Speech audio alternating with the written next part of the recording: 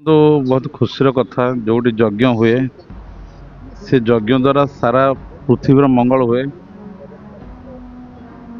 समस्त मंगल पर यज्ञ करा जाए। ये गाँव जो यज्ञ होची बड़ गर्व और गौरव कथा। ये ग्रामवासी मैंने एत बड़ फंक्शन ये करोटी यज्ञ सामूहिक आहुति दिया समाजर मंगल पाई, देशर मंगल पाई, जातिर मंगल पाई।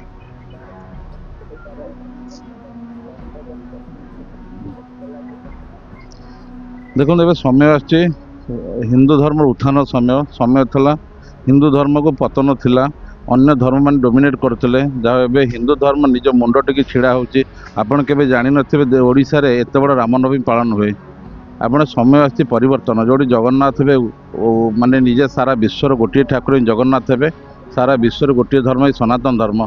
सेठी लोक मान मन में धर्म आसी आ धर्म भावना जागृत होती। निश्चय सारा विश्वर गोटे बड़ परिवर्तन ही हम।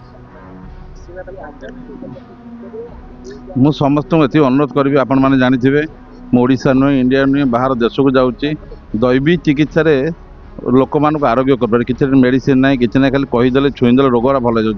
जदि मु कहीदे छुईदे भल हो आपण मैंने दृढ़ विश्वास भगवान पर रखु। जब आपंकर विश्वास रगवान उपर रोग दुख कष्ट दूर हो। नुआ गाँ आमर 59 वार्ड यज्ञ छोट मु गाँव रोनुली बहुत छोट बेले मु गाँव थी। 10-15 वर्ष पर 12 वर्ष पर बाहर रोली बाहर पाठ पढ़ा। तापर गाँव को मु 2012 रु आसला। सब वर्ष यज्ञ चले आम आसला बटू यज्ञ भी समस्त सहयोग बहुत भल भाव हो। गाँव सभापति बसई अच्छा, गाँव कर्मकर्ता मैंने अच्छा, बागुआना आमर होती जो मुख्य पुरोहित अच्छा, समस्त आशीर्वाद रे बहुत भल भाव यज्ञ चलती। समस्त आशीर्वाद चलती।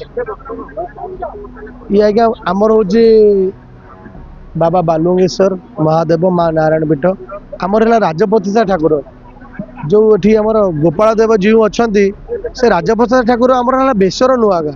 बेसर नुआगा माने एठू बेसर गले सेठी जगन्नाथ पाखे ये हुए से पांजीरे अच्छी राजा दिवसिंह आसिक ये सेटा प्रतिष्ठा कर गोपाल देव जी। ये पातला बोटी ये पूर्व पूर्णतरण आमर 36 ठाकुर ये लिंगराज जहाँ अच्छी माने नीतिकांति प्रभु श्री जगन्नाथ जहाँ नीतिकांति आमर भी ठाकुर से नीतिकांति किंतु आम मैंने ये रहीचु सबू माने परंपरा ये आगुरी अच्छी आमर ये किसी ना यज्ञ बहुत पुराणु होती आम मैंने आज पर्यटन सहयोग नहीं